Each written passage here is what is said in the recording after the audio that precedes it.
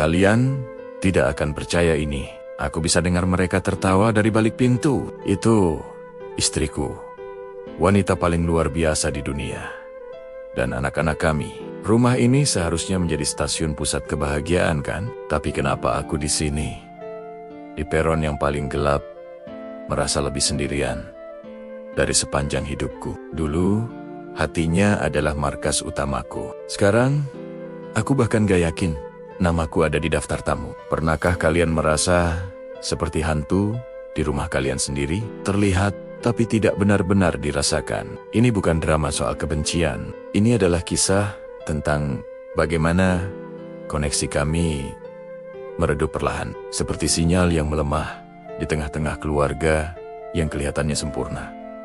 Aku ingat hari pertama kita ketemu, sejelas siaran, 4 Kelvin. Kamu pakai gaun biru, tertawa lepas bersama teman-temanmu, dan boom, duniaku berhenti berputar. Energimu, tawamu, caramu memandang dunia. Aku jatuh cinta bukan cuma sama kamu, tapi sama caramu membuat hidup terasa seperti film petualangan berwarna.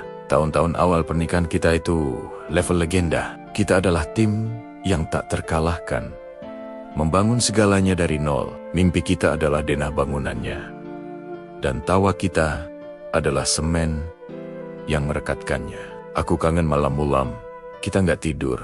Bukan karena bayi menangis, tapi karena kita tak bisa berhenti mengobrol. Obrolan kita seperti semesta pribadi yang terus meluas, penuh dengan lelucon internal dan teori-teori gila. Dulu, akhir pekan, kita isinya petualangan dadakan. Cuma modal 1 ransel dan playlist lagu andalan. Kita bisa berhenti di warung kopi, antah berantah, berbagi 1 cangkir, dan merasakan kehangatan yang lebih dari sekadar minumannya. Itu kehangatan dari tatapan mata yang seolah menjadi sumber daya rahasia kita, yang mengisi ulang energi kita untuk melawan dunia bersama.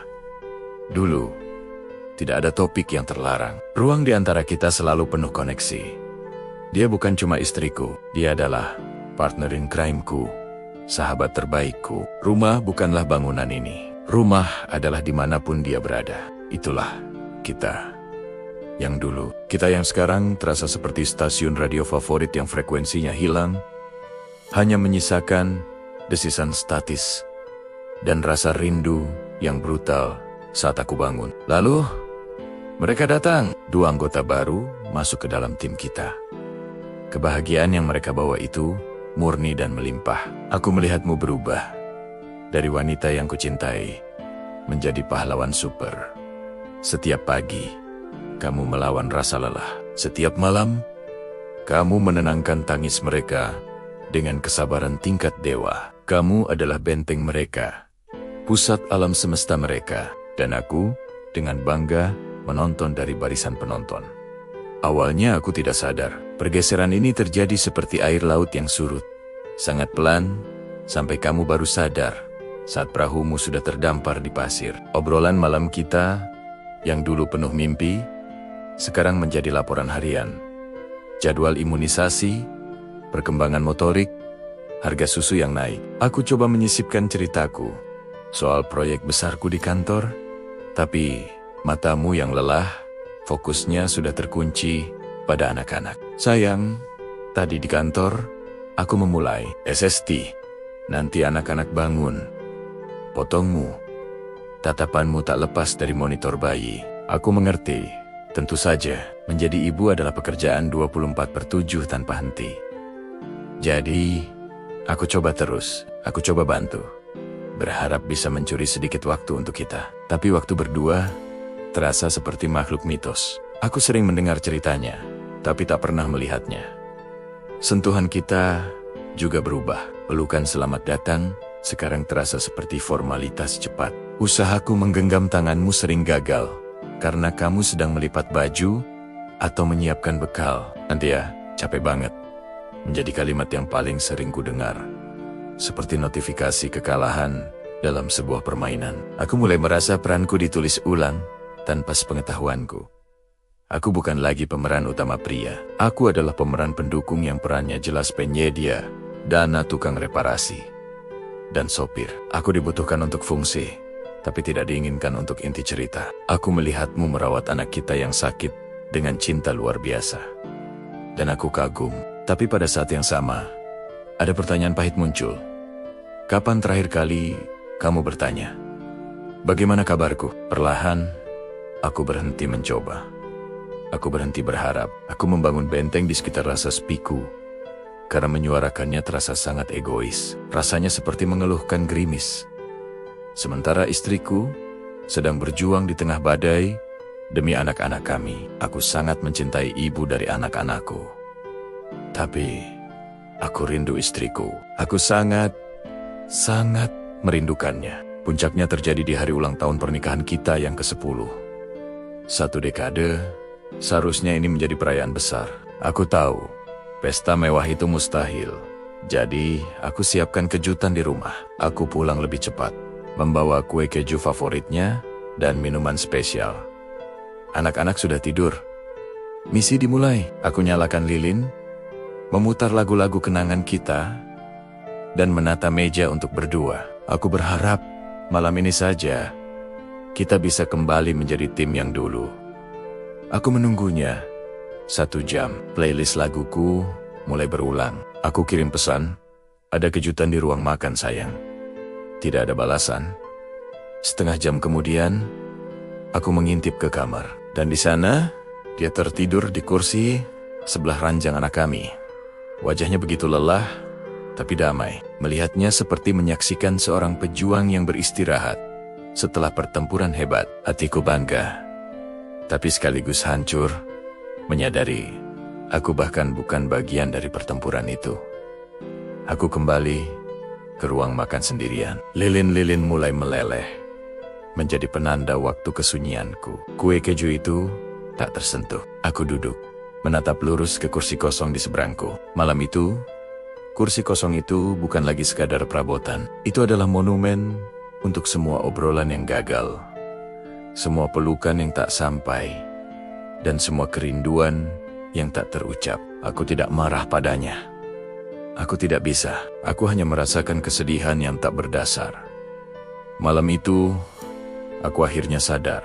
Dia telah memenangkan hati anak-anak kami, menjadi pahlawan super mereka. Tapi dalam prosesnya, tanpa dia sadari, dia telah kehilangan hatiku. Dan aku telah kehilangan dirinya. Malam itu, aku tidak tidur. Aku hanya duduk menatap bayanganku di layar TV yang mati. Di mana letak kesalahannya? Apa ini salahku? Rasa bersalah menghujamiku. Mungkin ini harga yang harus dibayar. Lalu aku memikirkannya. Wanita yang kucintai itu sedang memberikan versi terbaik dirinya untuk anak-anak kami. Dia mengorbankan segalanya. Bagaimana bisa aku merasa sakit hati oleh sesuatu yang begitu mulia? Tapi rasa sakit ini nyata. Kehilangan ini nyata. Ini adalah jenis duka yang aneh, seperti meratapi seseorang yang masih berdiri tepat di depanmu. Kami berbagi rumah dan nama belakang.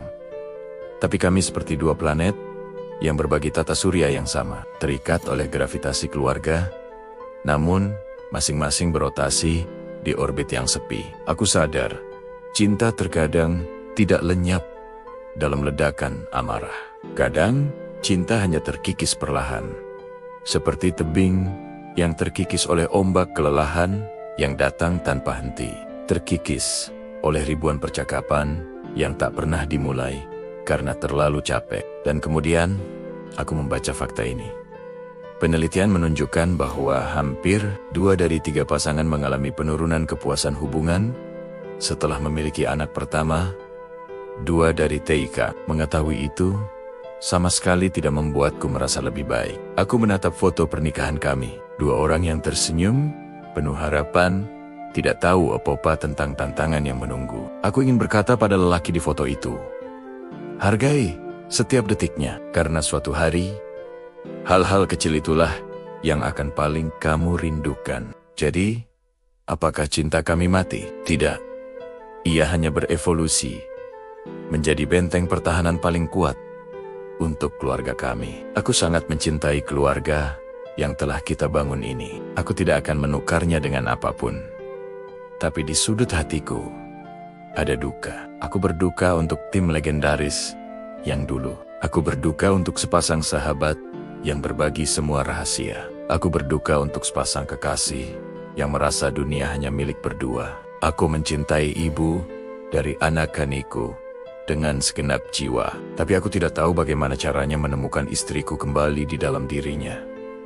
Dan pertanyaan terbesarnya adalah, apakah dia juga merasakan kehilangan yang sama? Apa ada di antara kalian yang pernah menghadapi tantangan ini? Mungkin aku tidak sendirian. Bagikan ceritamu di kolom komentar. Mari kita saling mendengarkan tanpa menghakimi. Terima kasih sudah menonton. Dan jika cerita ini terasa dekat denganmu, jangan lupa untuk subscribe.